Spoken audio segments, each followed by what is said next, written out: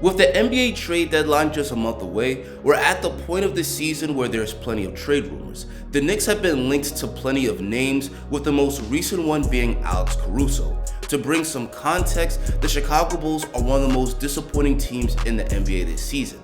I don't think anybody had the Chicago Bulls contending for a championship, but they should at least be a playoff team considering the fact that they have 3 All-Stars between Zach LaVine, Nikola Vucevic, and DeMar DeRozan. Yet, lo and behold, the Chicago Bulls aren't even in the play-in tournament. With the losses mounting and with their friction in the locker room, it's possible that the Bulls soon blow up their roster and start a fresh new rebuild. And if that's the case, Alex Caruso is one of the players that many teams like the Knicks are going to have interest in. Alex Caruso is only averaging 5 points per game on the season, but he's one of those players whose true impact isn't really reflected in the box score. He's one of the best defensive guards in the NBA, and on the offensive end, he could space the floor, currently shooting 40% from 3, and he's a very good cutter and finisher. Caruso is a really good role player, and the Lakers are probably still kicking themselves for choosing Talen Horton-Tucker over Caruso, especially when Caruso would have taken less money to stay with LA.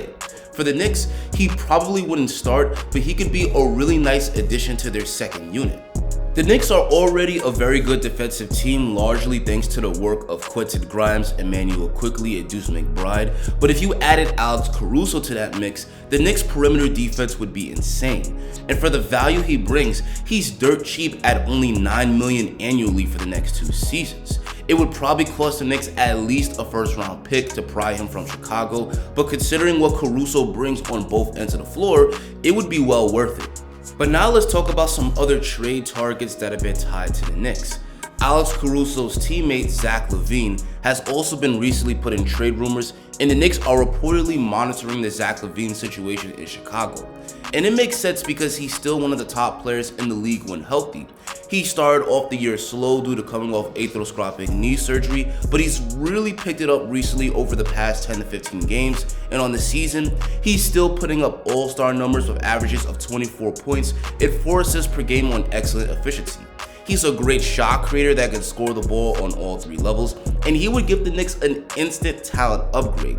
Even at his best, I don't think LaVine is good enough to be the best player on a championship team, but I think he could be a great number 2. And for the Knicks, he probably wouldn't catapult them into legit championship contender, but he could move them into the next tier of teams that could finish top 5 in the East. Now, I know some Knicks fans are going to be against getting Zach LaVine because he's on a massive contract, but pretty much every all-star player besides for the ones that are still on their rookie deal are making max money. So that's unavoidable. You're not getting an elite talent without paying them a massive deal. That's ridiculous.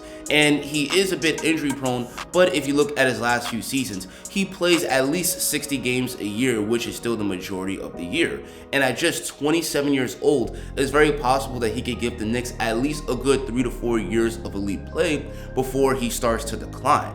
So if I was the Knicks, I would definitely be interested in a Zach LaVine trade if the price is right. If the Chicago Bulls want a massive haul for Zach LaVine, then no.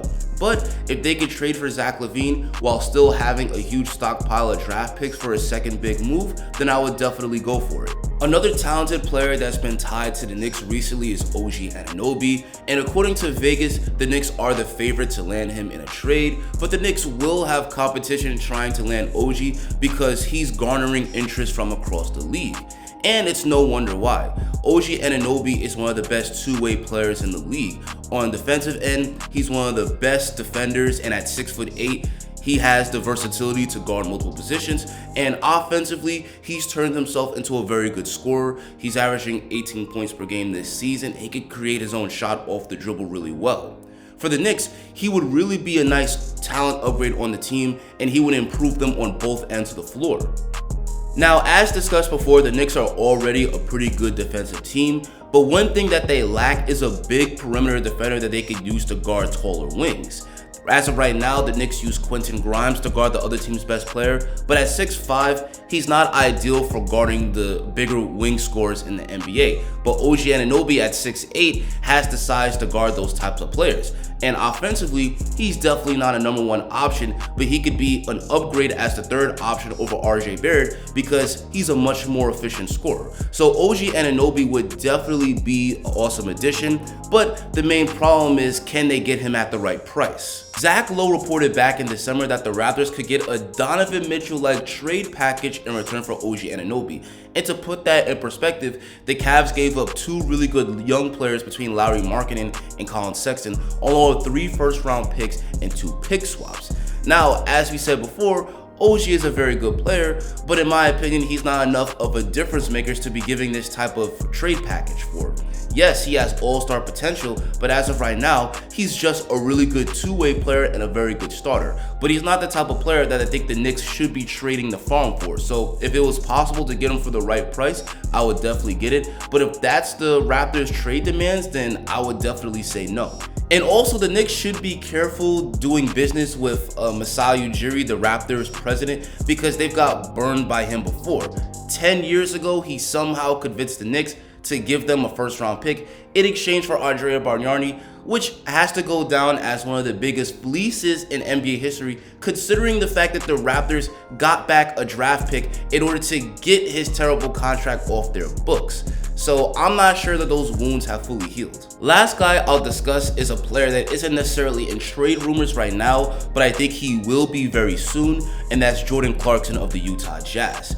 The Utah Jazz getting off to a hot start into the season and being a 1 seed was cute, but now reality has set in and they're a sub-500 team. And the Jazz front office knows that it's much better for them to tank for a high draft pick than to be a middle-of-the-pack team, which is why they're expected to be sellers at the trade deadline. And if they become sellers, I think Jordan Clarkson is definitely a player that they should be interested in, if he's willing to accept a bench role. The Knicks' second unit this year has been solid, but one thing that they're really missing is a very good bench scorer. Derrick Rose played that role for them for the past 2 years, but this season he's fallen off a cliff. Jordan Clarkson, it can be somebody that comes off the bench for the Knicks. It gives them 20 to 25 points per game and really helps to level up that second unit. But anyway, guys, that's going to be it for me. What do you think of the players mentioned in the video? Is there any player not mentioned in the video that you would like to see the Knicks pursue? Tell me in the comments. If you enjoyed this video and want to see more dope content just like it, please drop a like on the video and hit that subscribe button. Even without making an addition, the Knicks have a good chance at making the playoffs. Click this video to see how the Knicks are playing at a high level this season.